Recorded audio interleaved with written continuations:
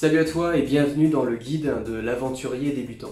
Alors pourquoi j'avais envie de faire une vidéo sur ce sujet? C'est parce que j'ai vu fréquemment des gens qui avaient envie de partir en voyage et qui ne savaient pas trop par quoi commencer, finalement qui se retrouvaient à regarder beaucoup de vidéos sur internet de voyageurs qui font des trucs incroyables dans le monde, et pour autant, les années passant, les mois passant en tout cas, ils ne sont pas capables forcément de partir à l'aventure directement. Pourquoi? Parce que partir voyager, en fait, il y a des peurs qui sont en nous, on ne sait pas trop par où commencer, on se dit peut-être c'est dangereux, on se dit comment je vais faire, machin, comment préparer mon aventure.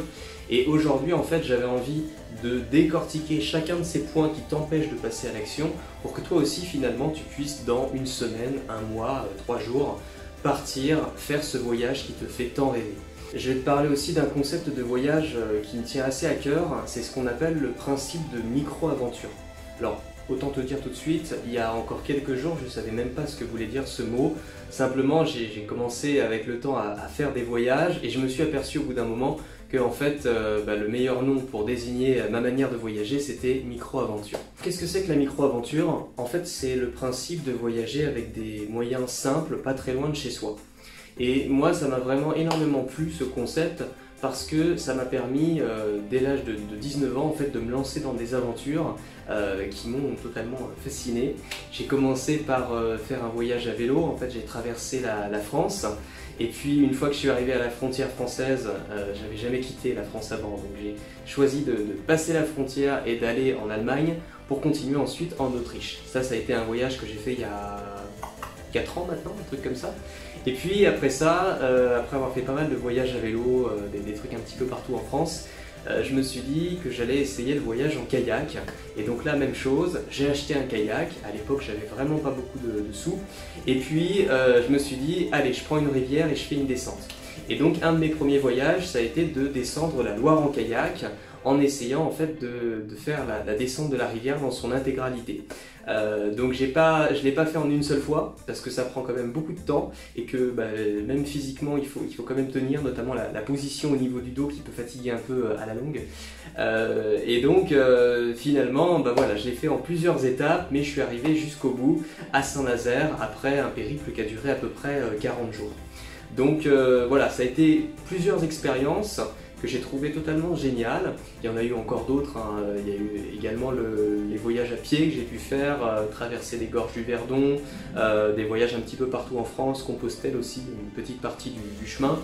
Et tout ça m'a amené à me dire vraiment que c'était ce genre de voyage qui me plaisait réellement et que l'aventure, en fait, on peut la trouver vraiment pas loin de chez soi, au bout du chemin. Et même si ça fait un petit peu, genre je suis pas le premier à dire cette phrase, hein, il y en a d'autres qui l'ont dit avant moi, mais je trouve que c'est important de le rappeler parce que c'est vraiment... c'est totalement essentiel de se dire en fait, il n'y a pas besoin de partir vraiment à l'autre bout du monde pour vivre des belles choses, on peut déjà vivre des trucs totalement incroyables pas loin de chez soi, et aujourd'hui c'est vraiment là-dessus que j'ai envie de partager tout ça. Alors, imaginons, tu n'as jamais voyagé dans toute ta vie et tu souhaiterais te lancer pour une première aventure. Alors, mettons par exemple que ce qui te plaît c'est de faire un voyage à vélo.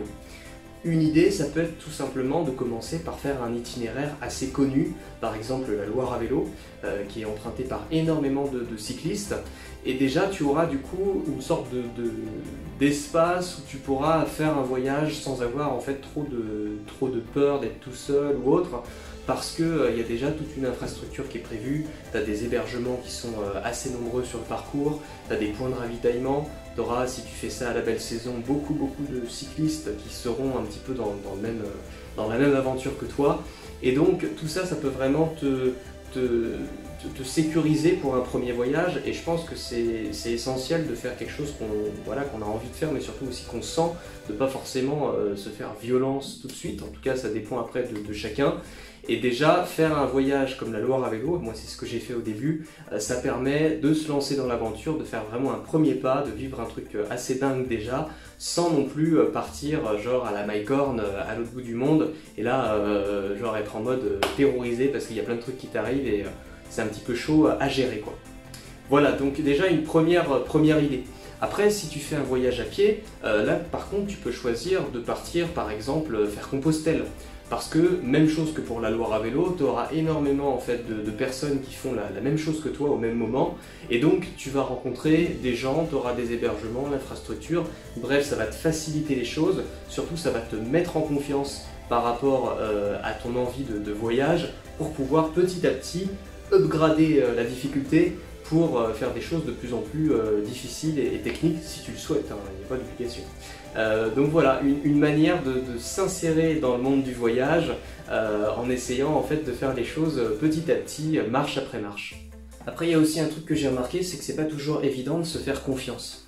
En fait, selon moi, on est dans un monde où tout est organisé pour nous. Il y a des gens qui nous disent « Ok, tu fais ça comme ça, machin ».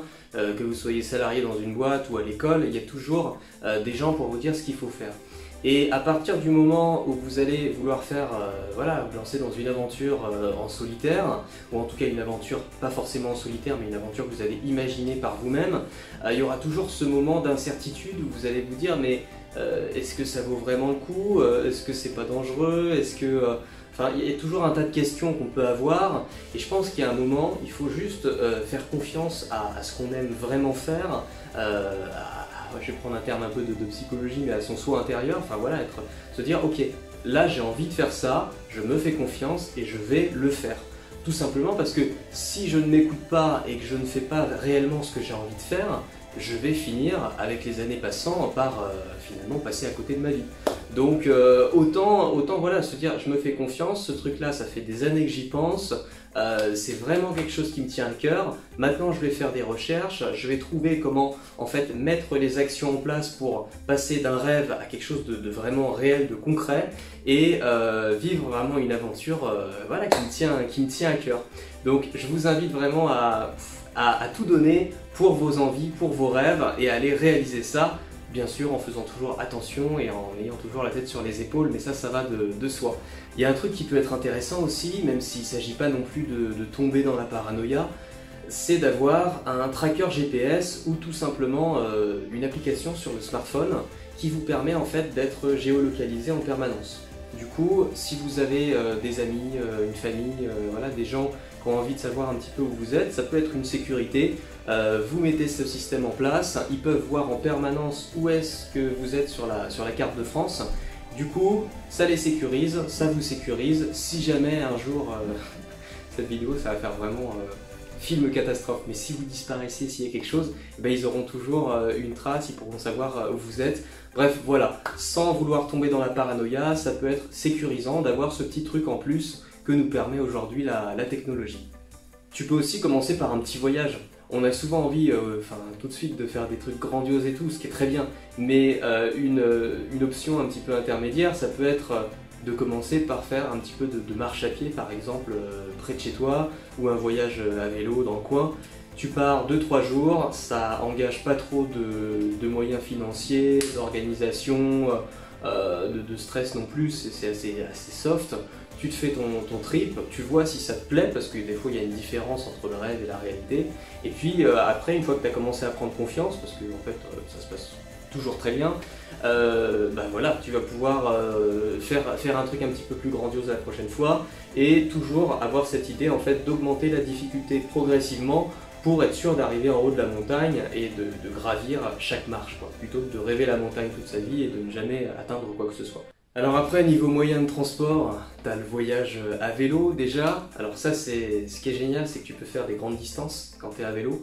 Ça c'est quand même un sacré avantage que tu n'as pas par exemple avec la marche à pied ou autre. Donc voilà, le voyage à vélo, moi c'est ça que j'ai beaucoup aimé. Par contre, il y a quand même un bel inconvénient, c'est que tu te retrouves très souvent sur la route avec les voitures, c'est quand même un danger éventuel, ce qui n'est pas forcément très agréable. Voilà, pour résumer le truc, moi j'adore le sport en tant que tel, j'adore le vélo, mais le lieu où on le pratique, à savoir les routes et tout, c'est pas forcément toujours la joie. Encore une fois, ça dépend de l'endroit où tu le pratiques, parce que si tu fais la Loire à vélo, tu auras énormément de chemins ou de petites routes où il y a très peu de circulation, donc ça va pas forcément te poser problème et tu peux pleinement profiter de ton voyage. Après ça, tu as aussi le voyage en kayak. Alors ça a été ma seconde découverte, j'ai été totalement envoûté. Il y a un truc que je trouve fascinant dans le voyage en kayak, c'est qu'en fait, depuis l'eau, le paysage, selon moi, est encore plus beau que si t'étais depuis la rive. Genre en fait quand tu vois le paysage en mode au ras de l'eau comme sur un kayak, t'es super bien et c'est magnifique. Donc ça c'est super. Bon, autre chose, cette fois-ci point négatif par contre, le voyage en kayak c'est assez lent, hein, et puis on va pas forcément où on veut, on suit la rivière quoi. Voilà. Après, tu as aussi le voyage à pied. Alors ça c'est vraiment le plus économique et le plus simple, c'est vraiment genre l'humain a toujours été fait pour se déplacer à pied quoi. Donc il y a un côté assez sympa là-dedans, c'est que tu reprends vraiment les bases quoi. Aucun moyen de transport, vélo, kayak, c'est des choses un petit peu fabriquées par l'homme là. La marche à pied c'est le moyen le plus basique pour se déplacer. Donc ça peut être cool aussi vu comme ça. Inconvénient par rapport au vélo par exemple, tu fais très peu de distance.